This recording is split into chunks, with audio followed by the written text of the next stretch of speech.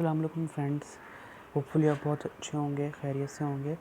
Today हम जो जिस बारे में बात करेंगे वो है थर्मोडायनेमिक्स का एक चैप्टर जो कि है प्रॉपर्टीज़ ऑफ प्योर सब्सटेंस, जो कि हमने स्टार्ट किया था। लेकिन उससे पहले हम आपको प्रॉपर्टी टेबल्स किस तरह हम लोग यूज़ करते हैं, हम किस तरह उसको इस्तेमाल करते हैं और क्यों इस्तेमाल करते हैं, वो हम आपको बताएंगे।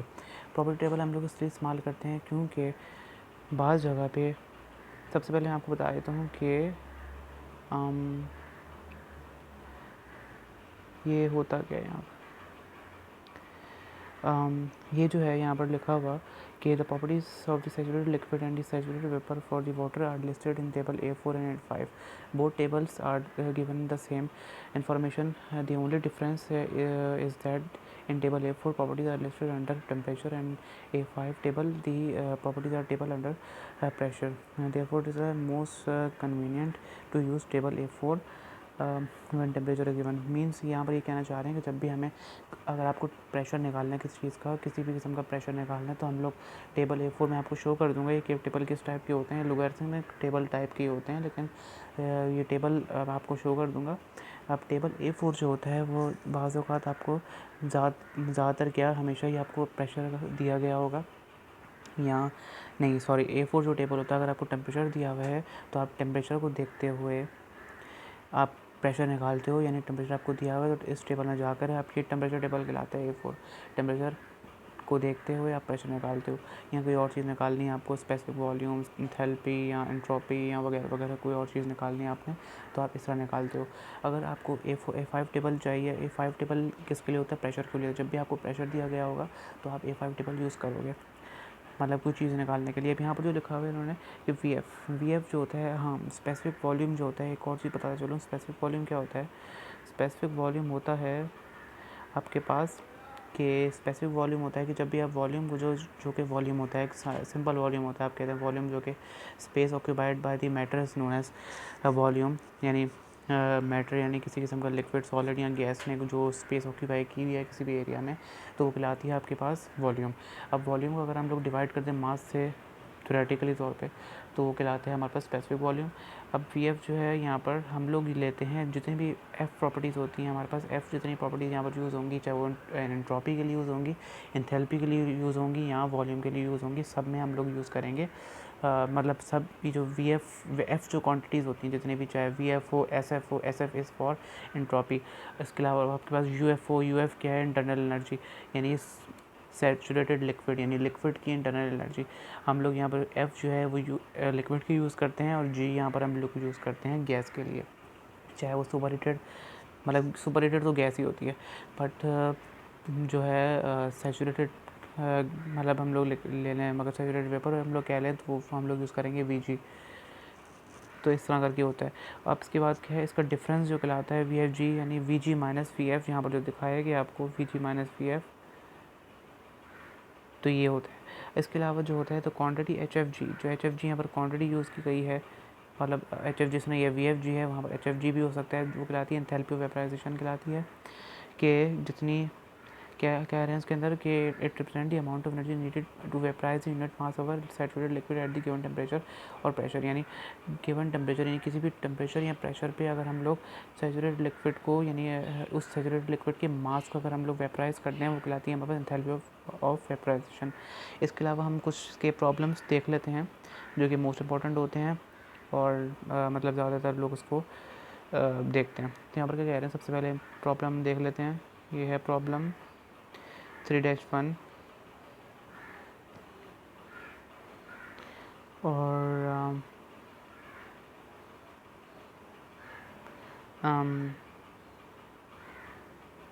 उप्स, सॉरी, एक मिनट, कॉन्टेक्ट लॉस्ट होगा, एक मिनट रुकिएगा। I have lost it, but where is that?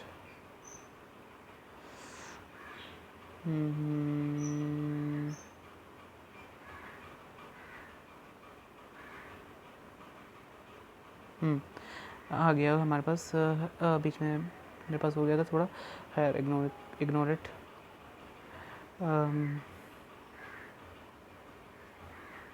जी, ये हमारे पास 3-1 प्रॉब्लम है जिसके अंदर क्या कह रहे हैं हमारे पास कि pressure of saturated liquid in the tank यानी 3-1 जो है इससे रिलेटेड है।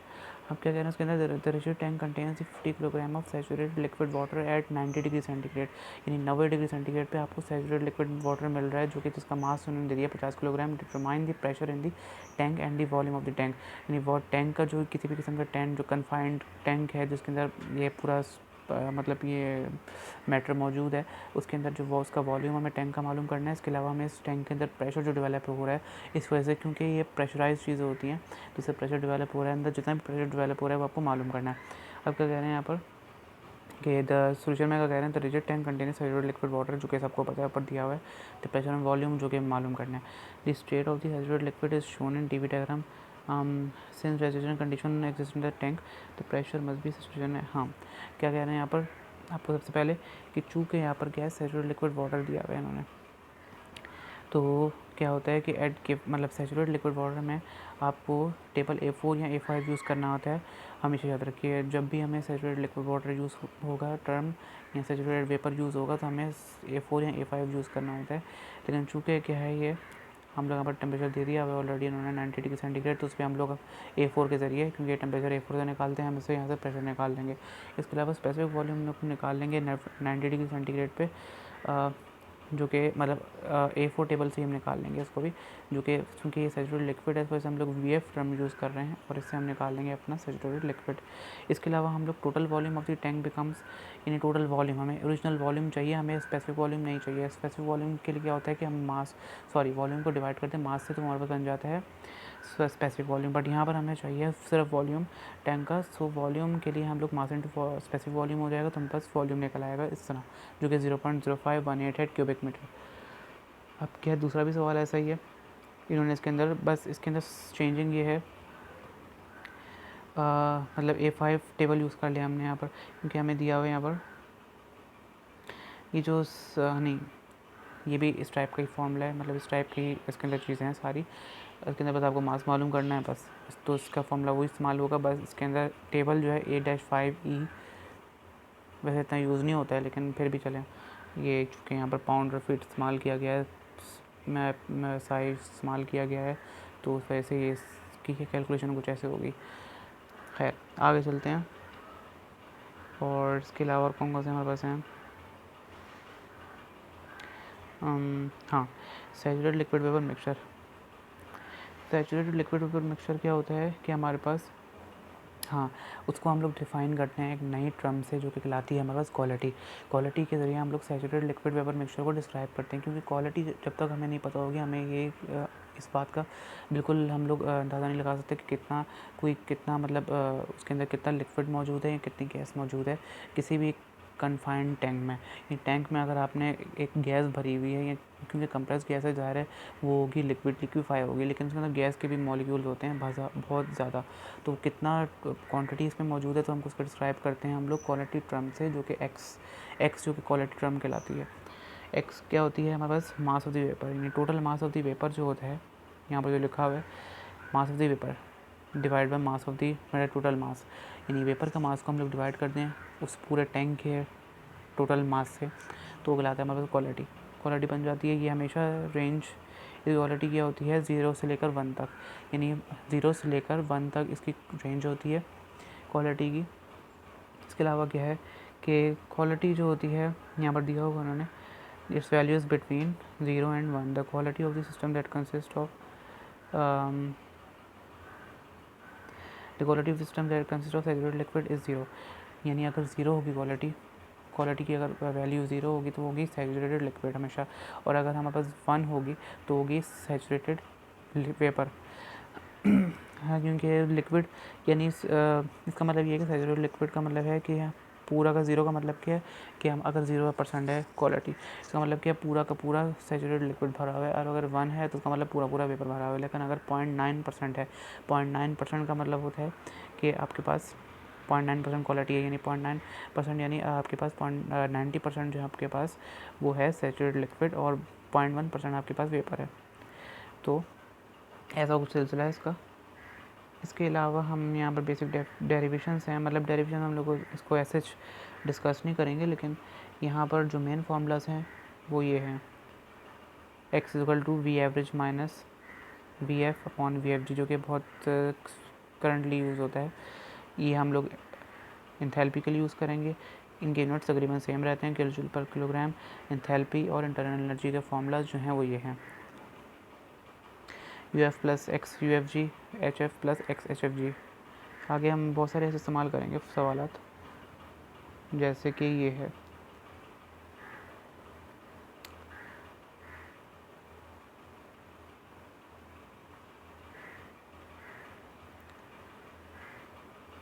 the rigid tank contains the 10 kg of the water at 90 degree centigrade. If 8 kg of the water is in liquid form and the rest is in the vapor form, determine the pressure in the tank and the volume of the tank. Pressure मालूम करना है, volume मालूम करना है tank का। आपको दिया हुआ है यहाँ पर रिजिड टैंक, जिसका मास हमें दिया हुआ है 10 किलोग्राम। इसके अलावा जो है हमें यहाँ पर दिया हुआ है 90 डिग्री सेंटीग्रेड पे हमें इसका मास दिया हुआ है। इसके अलावा 8 kilogram of the water is in liquid and the rest is in vapour. अब इन्होंने मास दे दिया हुआ है, इन्होंने 8 किलोग्राम वाटर जो कि लिक्विड में है, लेकिन उन्होंने क्वालिटी नहीं बताई हुई, तो हम इससे निकाल लेंगे इजीली क्वालिटी। इस तरह निकालेंगे क्योंकि रिजिड टैंक है। रिजिड टैंक का मतलब क्या है, वॉल्यूम आपके सेम होगा। रिजिड टैंक यानी V1 is equal to V2 is equal to V3, सब वॉल्यूम सेम होंगे। अब हम यहाँ पर दे दिया गया है हमें 90 डिग्री सेंटीग्रेड, उससे हम लोग F4 के ज़रिए हम प्रेशर निकालेंगे सबसे पहले, जो कि हमें मालूम करना है। प्रेशर निकाल लिया हमने। अब बी पार्ट में हम लोग निकालेंगे एट 90 डिग्री सेंटीग्रेड आपको दिया हुआ है the volume in the tank मालूम करना है आपको, सिर्फ वॉल्यूम चाहिए हमें। उसके लिए हमें चाहिए होगा इसकी जो आपके पास होती है, यानी टोटल वॉल्यूम हमें पहले निकालना पड़ेगा, फिर क्वालिटी से इसको मल्टीप्लाई करवा देंगे और क्या। हाँ, V F plus V G, यानी M F V F M G V G, इसके अंदर वैल्यूज पुट कर देंगे, यानी वी एफ और वी जी हम लोग निकाल लेंगे यहाँ से A4 टेबल से, क्योंकि 90 डिग्री सेंटीग्रेड दिया हुआ है। तो हम यहाँ से इजीली हमारे पास वॉल्यूम आ जाएगा। इस पर वॉल्यूम जब आ जाएगा तो हम क्या यूज़ करेंगे इसके अंदर, अब हम लोग यूज़ कर देंगे इसके अंदर टोटल मास। वही आपको पता है, मास of the vapour upon total mass, quality ये होती है। तो टोटल मास आपको यहाँ पर ऑलरेडी दिया हुआ है, क्या दिया हुआ है 10 किलोग्राम टोटल मास दिया हुआ है। Tank contains 10 kilogram of the water. इसके अलावा जो मास ऑफ द वेपर है यहाँ पर वो है आपके पास, क्योंकि 8 kilogram of the water is in liquid form. हाँ, लिक्विड फॉर्म में है, यानी 8 किलोग्राम लिक्विड फॉर्म में है, तो बाकी हमारे पास बचते हैं 2 किलोग्राम जो कि वेपर में होंगे। तो मास ऑफ द वेपर यानी 2 किलोग्राम डिवाइड बाय 10, तो हमारे पास 0.2 आ जाएगा। इस तरह हम लोग वॉल्यूम यहाँ से निकाल लेंगे, जो क्योंकि हमें वॉल्यूम चाहिए, स्पेसिफिक वॉल्यूम नहीं चाहिए, इस वजह से जो है हम लोग उसको मल्टीप्लाई कर देंगे मास से। स्पेसिफिक वॉल्यूम को मास से मल्टीप्लाई करेंगे तो हमारे पास वॉल्यूम यहाँ पर आ जाएगा 4.73 क्यूबिक मीटर। इस तरह बहुत सारे ऐसे सवाल हैं, हम लोग बीच बीच में कर रहे हैं क्योंकि बहुत डिटेल्ड है। अब हम लोग पढ़ते हैं इसमें सुपर हीटेड के बारे में। सुपर हीटेड क्या होता है,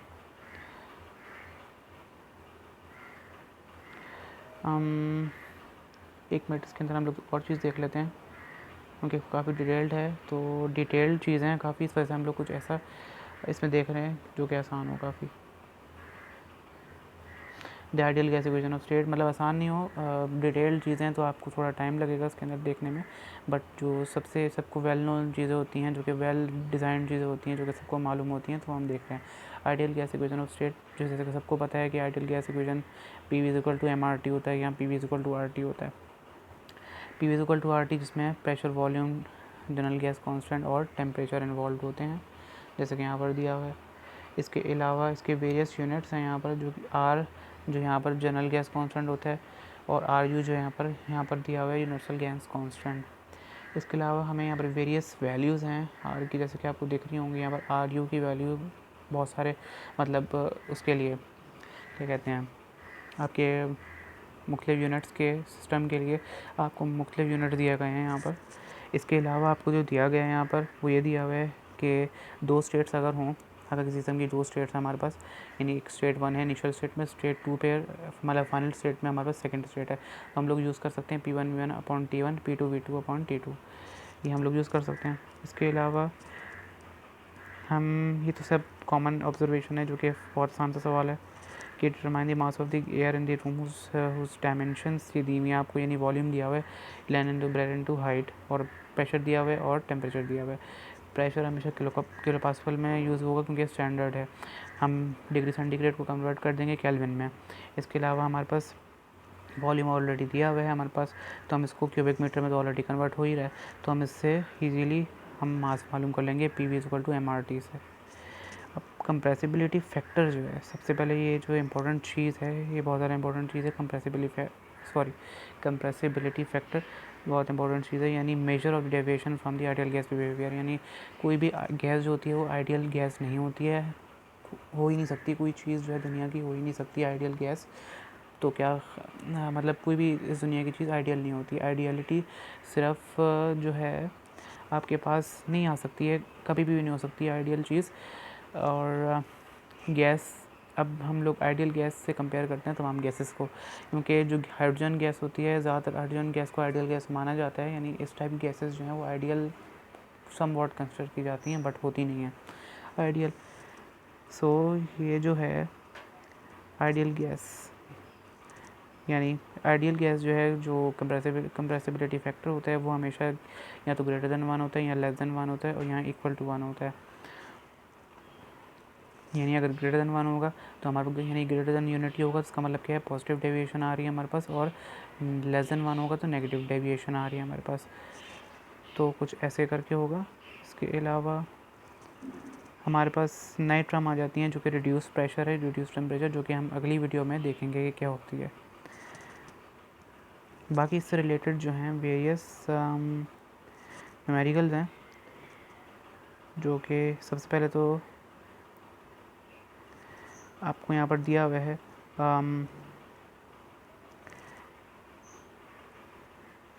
सोफुली नहीं, एक और चीज़ हम देख लेते हैं, क्योंकि तमाम चीज़ें हम अगली वीडियो में देखेंगे न्यूमेरिकल्स, और डिटेल में इसको हम समझेंगे कि किस तरह वर्क करते हैं। बाकी जो है अदर इक्वेशन ऑफ स्टेट, जैसे कि वैन डर वाल इक्वेशन ऑफ स्टेट है, इसके अंदर इसकी इक्वेशन ये है P+A/v² into V - B = RT, जिसमें A जो है यहाँ पर हमारे पास होता है कि दी इंटरमॉलिकुलर फोर्सेस होती हैं A, और B जो है volume occupied by the gas molecule. तो ये वैन डर वाल इक्वेशन के कांस्टेंट्स हैं जिनके फार्मूलाज ये दिए गए हैं। इसके अलावा बेटी ब्रिजमैन इक्वेशन है, ये बेटी ब्रिजमैन इक्वेशन और Benedict web Rubin equation of state, ये काफ़ी कॉम्प्लिकेटेड से होते हैं, बट इसकी जो एक्यूरेसी होती है वो बहुत ज़्यादा हाई होती है। यानी अगर आप वैन डर वाल इक्वेशन यूज़ करेंगे तो उसकी एक्यूरेसी, सबसे पहले आपके पास आता है जनरल गैस कांस्टेंट, यानी जनरल गैस इक्वेशन, यानी इसकी एक्यूरेसी सबसे ज़्यादा नहीं होती है, मतलब कम होती है एक्यूरेसी इसकी। अगर हम कोई चीज़ अगर मालूम करना चाह रहे हैं वॉल्यूम, तो उसकी एक्यूरेसी बहुत मतलब लो आएगी। अगर हम जो यूज़ करते हैं वैन डर वाल इक्वेशन तो उसकी एक्यूरेसी सबसे हाई आएगी। इसके बाद अगर हम बेटी ब्रिजमैन इक्वेशन यूज़ करेंगे तो उसकी एक्यूरेसी और ज़्यादा आएगी, क्योंकि जितने कांस्टेंट इन्वॉल्व होंगे, जितनी कॉम्प्लेक्स इक्वेशन होगी, जैसे कि Benedict web Rubin equation of state है जो कि बहुत कॉम्प्लेक्स दिख रही है, तो उतना ही ज़्यादा उसकी जो है एक्यूरेसी बढ़ती चली जाएगी। बाकी इसके मेन टेबल्स हैं, टेबल भी आपको मैं शो कर दूंगा कि टेबल्स कौन कौन से यूज़ होते हैं थर्मोडायनेमिक्स के अंदर, बट फ़िलहाल जो है वो ये है 3-4, जिसके अंदर हम लोग web Rubin equation, van der वाल इक्वेशन, इसके अलावा बेनेडिक्ट वेब रूबिन इक्वेशन, इसके ये इन सब के लिए हम लोग ये टेबल्स यूज़ करते हैं। और बहुत सारी चीज़ें हैं, बट हम इस वीडियो को यहीं तक एंड करते हैं। होपफुली आपको वीडियो बहुत अच्छी लगी होगी, इन्फॉर्मेटिव लगी होगी आपको, और अगर आपको कोई भी बात अच्छी लगती है तो उसमें लाइक कर देना, सब्सक्राइब कर दो और बेल आइकन पर क्लिक कर दो, ताकि आपको मज़ीद इसकी अपडेट मिलती रहे और आप इससे फ़ायदा हासिल करते रहें, क्योंकि इंजीनियरिंग अप्रोच है। सो अगर आप इंटरेस्टेड हैं और आपको बहुत अच्छा लग रहा है तो लाइक कर दीजिए आप। Thank you for watching.